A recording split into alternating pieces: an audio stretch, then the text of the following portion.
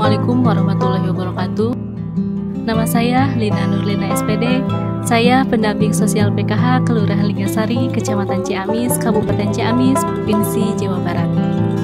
Hari ini seperti biasa, saya menjalankan salah satu kewajiban rutinitas sebagai pendamping PKH melalui kegiatan P2K2.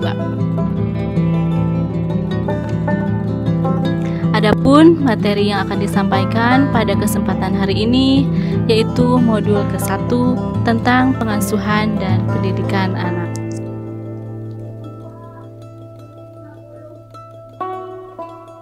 Bismillahirrahmanirrahim. Assalamualaikum warahmatullahi wabarakatuh. Waalaikumsalam warahmatullahi wabarakatuh. Puji syukur alhamdulillah, Ibu, pada hari ini kita bisa bertemu kembali, bersilaturahmi lagi dalam kegiatan P2K2 ya. Adapun materi yang akan disampaikan pada kesempatan hari ini yaitu tentang modul ke-1, modul pengasuhan dan pendidikan anak. Nah, bagaimana ibu-ibu ini ya sebagai KPM PKH perlu sekali untuk mendukung pendidikan anak, baik itu di SD, SMP, SMA, sampai dengan perguruan tinggi ya. Nah, ini TK, SD, SMP, SMA, sampai dengan perguruan tinggi, sehingga nanti anak bisa bekerja dan menghasilkan. Istilahnya mah ya, jadi jangan sampai anak-anak itu, anak-anak kita nantinya ya, seperti kita hari ini, mudah-mudahan mah anak kita mah nanti bisa sukses daripada kita ya, bisa kuliah sampai dengan perguruan tinggi, juga sampai dengan bekerja. Ibu-ibu sekarang kan sekolahnya tidak tatap muka ya, di rumah, belajar di rumah secara WFH. Nah, bagaimana sama ibu-ibu, dibimbing nggak anak-anak belajarnya? Dibimbing. Alhamdulillah ya, walaupun dalam masa pandemi ini ya, tapi tetap ibu harus membimbing anak-anaknya untuk belajar, tetap semangat ya, biar anak itu nanti nilainya bagus ya di sekolah. Bu, sekarang kan banyak anak-anak ya belajar di rumah, tapi mereka itu banyak main game, betul tidak?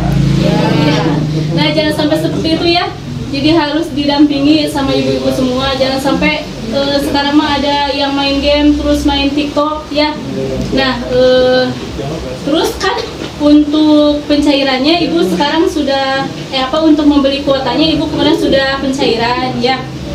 Nah, uang tersebut bisa digunakan untuk membeli kuota untuk keperluan anak-anak ibu sekolah ya.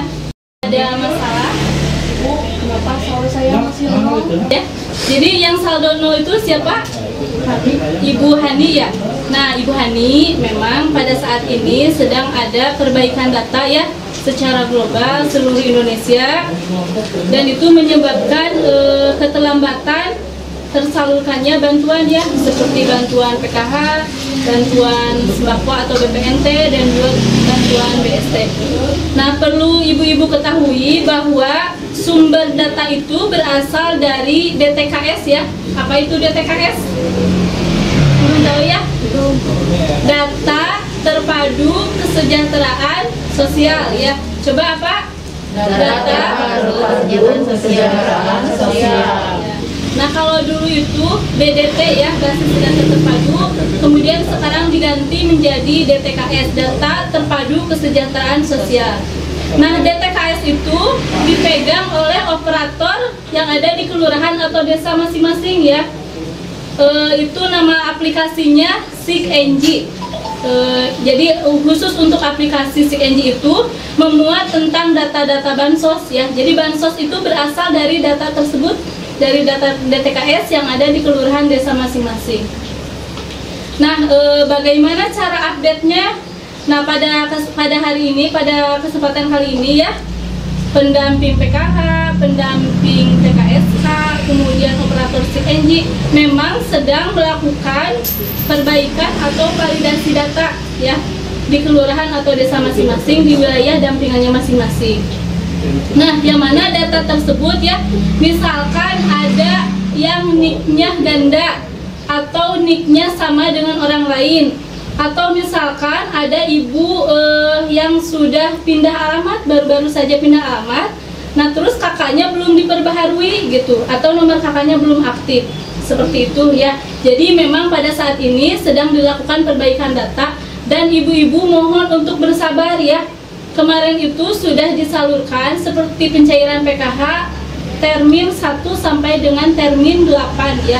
Nah mudah-mudahan kedepannya nama-nama ibu tercantum di termin 9 dan termin 10. Jadi mohon bersabar ya.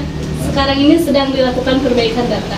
Dan memang pada saat ini Kementerian Sosial telah melakukan pencairan atau penyaluran dana secara bertahap.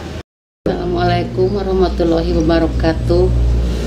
Abdi Sumiati nampi PKH tahun 2017, nampi PKH tahun 2017. Alhamdulillah cair mun dugi ka ayeuna. Tapi BPNT tahun 2018 terus nampi dugi ka ayeuna. Mudah-mudahan kapayuna tiasa cair. Jadi ibu untuk masalah PKH-nya mah clear ya, nggak ada masalah apa-apa, tinggal masalah yang BPNT-nya ya.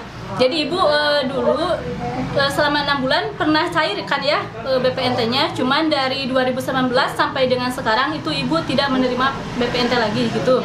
Ya. Makasih Ibu atas laporannya, nanti akan saya sampaikan kepada pendamping sosial pangan, juga nanti akan saya koordinasikan kepada Bank Himbaranya ya.